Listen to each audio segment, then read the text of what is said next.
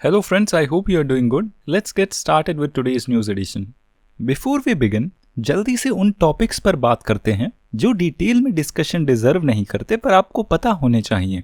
Government ने लोकसभा में registration of births and deaths amendment bill 2023 को इंट्रोड्यूस किया है। ये बर्थ और डेथ के डाटा को डिजिटाइज कर देगा और स्टेट्स गवर्नमेंट्स पर कंपल्शन लगा देगा कि वो सिविल रजिस्ट्रेशन सिस्टम पोर्टल का यूज करें बर्थ्स और डेथ्स को रजिस्टर करने के लिए, और ये data registrar general of India के साथ ऑटोमेटिकली शेयर हो जाएगा।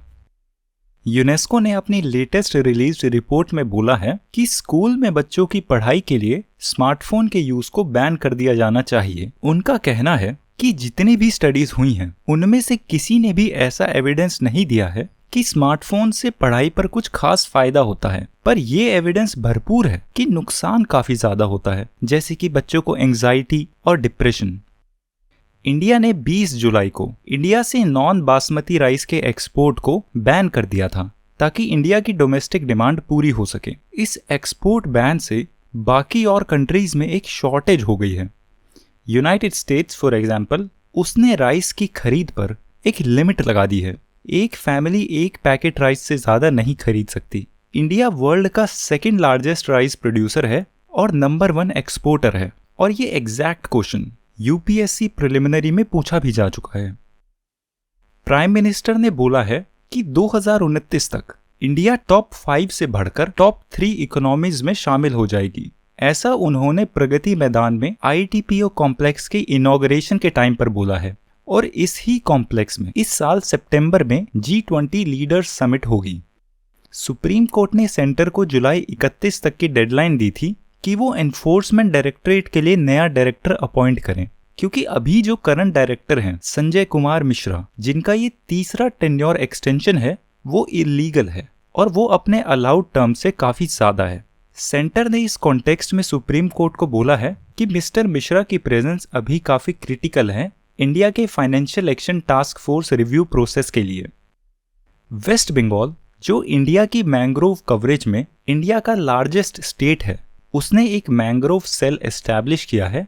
क्या आप इंडिया के टॉप 5 स्टेट्स को उनकी मैंग्रोव कवरेज एरिया पर रैंक कर सकते हैं?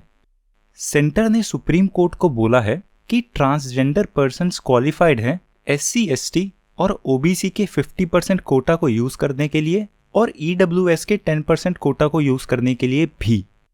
लोकसभा ने कल फॉरेस्ट कंजर्वेशन बिल को पास कर दिया है। ये बिल यूपीएससी के पर्सपेक्टिव से काफी इंपॉर्टेंट है।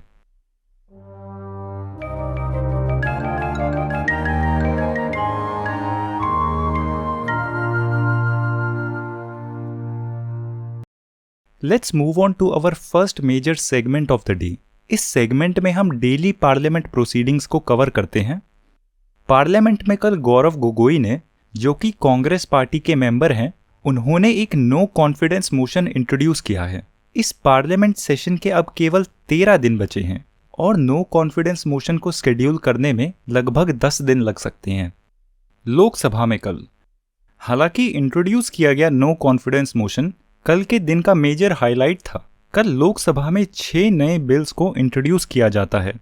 गौरव गोगोई बोलते हैं कि उनका नो कॉन्फिडेंस मोशन इंट्रोड्यूस करने का रीजन है नरेंद्र मोदी को हाउस में लाकर उनसे मणिपुर सिचुएशन को एड्रेस करवाना, क्योंकि ये तो सबको मालूम है कि ओपोजिशन के पास इतनी मेजॉरिटी नहीं है कि वो नो कॉन्फिडेंस मोशन से काउंसिल ऑफ मिनिस्टर्स को हटा पाएं। कल लोकसभा में इंट्रोड्यूस किए जाते हैं the registration of births and deaths amendment bill 2023, mines and mineral development and regulation amendment bill 2023, Jammu and Kashmir reservation amendment bill 2023, Jammu and Kashmir reorganisation amendment bill 2023, constitution Jammu and Kashmir scheduled caste order amendment bill 2023, the constitution scheduled tribes order amendment bill 2023, और लोकसभा में कल forest conservation amendment bill 2023 को पास कर दिया जाता है। आधे घंटे की डिबेट के बाद हम इस बिल पर पहले बात कर चुके हैं कि ये एनवायरमेंट एंड इकोलॉजी के पर्सपेक्टिव से काफी इंपॉर्टेंट बिल है।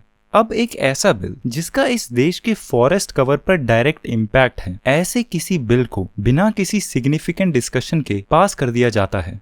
आप इस सिचुएशन को समझें। ऐसे बिना किसी डिस्कशन के बिल को पास कर देना हमारे पार्लियामेंट की फिलहाल एक मेजर वीकनेस है। आप ऐसे एग्जाम्पल्स को अपनी आंसर राइटिंग में इनकॉर्पोरेट कर सकते हैं। राज्यसभा में कल कुछ खास लेजिस्लेटिव बिजनेस नहीं होता, क्योंकि दिन की शुरुआत में ही मणिपुर की सिचुएशन को एड्रेस करने की डिमांड को लेकर ओपोजिशन हाउस से वॉकआउट कर देती है। ओपोजिशन के वॉकआउट के बाद union tribal minister Arjun Munda the constitution scheduled tribes order third amendment bill 2002 introduce करते हैं। ये बिल हिमाचल प्रदेश की हट्टी ट्राइबल कम्युनिटी को उस स्टेट की शेड्यूल्ड ट्राइब्स लिस्ट में इंक्लूड करता है। इस बिल को वॉइस वोट से पास कर दिया जाता है। ये था पार्लियामेंट का 5वां दिन। हम पार्लियामेंट प्रोसीडिंग्स को डेली बेसिस पर कवर करते रहेंगे। ये हमारा आज का एडिटोरियल है। इसका कॉन्टेक्स्ट है पार्लियामेंट में चल रहा डेडलॉक मणिपुर की सिचुएशन पर डिस्कशन को लेकर। पार्लियामेंट की दोनों ही साइड्स, बीजेपी या ओपोजिशन, दोनों चाहती हैं मणिपुर की सिचुएशन पर डिस्कशन हो, पर जहां पर दोनों के बीच डिसएग्रीमेंट है वो है डिस्कशन के तरीके को लेकर। बीजेपी के अमित शाह बोलते हैं कि वो सिचुएशन को एड्रेस करने के लिए तैयार हैं, पर ओपोजिशन चाहती है कि इस सिचुएशन को प्राइम मिनिस्टर नरेंद्र मोदी खुद एड्रेस करें। अब इस ही कोशिश में उन्होंने नो कॉन्फिडेंस मोशन भी इंट्रोड्यूस किया है, जो प्राइम मिनिस्टर को फोर्स करेगा हाउस को एड्रेस करने पर। इस एडिटोरियल के ऑथर्स का कहना है कि ओपोजिशन की मणिपुर पर डिस्कशन की डिमांड बिल्कुल लेजिटिमेट है, पर उनको रियलिटी को समझना चाहिए कि इस नो कॉन्फिडेंस मोशन से अपनी डिमांड को हासिल करने के चांस बिल्कुल ना के बराबर हैं, और ऐसे केस में नो कॉन्फिडेंस मोशन पर रिसोर्स वेस्ट करना जस्टिफाइड नहीं है। बेहतर होगा कि ओपोजिशन अपने प्रोटेस्ट को पार्लियामेंट से बाहर पब्लिक के बीच ले जाए। एडिटोरियल के ऑथर मानते हैं कि मणिपुर सिचुएशन देश की सिक्योरिटी, इंटीग्रिटी और सोशल हार्मनी पर एक खतरा है, और ये भी काफी दुख की बात है कि ऐसी दुखद सिचुएशन में जहां लोगों की जान जा रही है, तब भी पार्लियामेंट को पॉलिटिकल पर्पसेस के लिए इस्तेमाल किया जा रहा है। ऑथर्स बोलते हैं कि प्राइम मिनिस्टर मणिपुर की सिचुएशन पर एक्शन लें, विक्टिम्स को रीअश्योर करें और परपेट्रेटर्स को सजा दें, और ऐसा करने की इंटेंशन को पब्लिकली डिक्लेयर करने की जगह पार्लियामेंट से बढ़िया कुछ और नहीं हो सकती। ये हमारा आज का दूसरा एडिटोरियल है, और इसका कॉन्टेक्स्ट है अभी रिसेंटली इंडिया के द्वारा होस्ट की गई शंघाई कोऑपरेशन ऑर्गेनाइजेशन की 23वीं समिट। इस एडिटोरियल की ऑथर, जो कि एक चाइनीज डिप्लोमैट हैं, उनका कहना है कि इस समिट में काफी कुछ अचीव हुआ, जैसे कि न्यू दिल्ली डिक्लेरेशन, ईरान और बेलारूस की मेंबरशिप। ऑथर बोलती हैं कि आज की ग्लोबल सिचुएशन काफी तेजी से चेंज हो रही है, और इस चेंज के रीजन है geopolitical tension, energy crisis, food shortages और क्लाइमेट चेंज।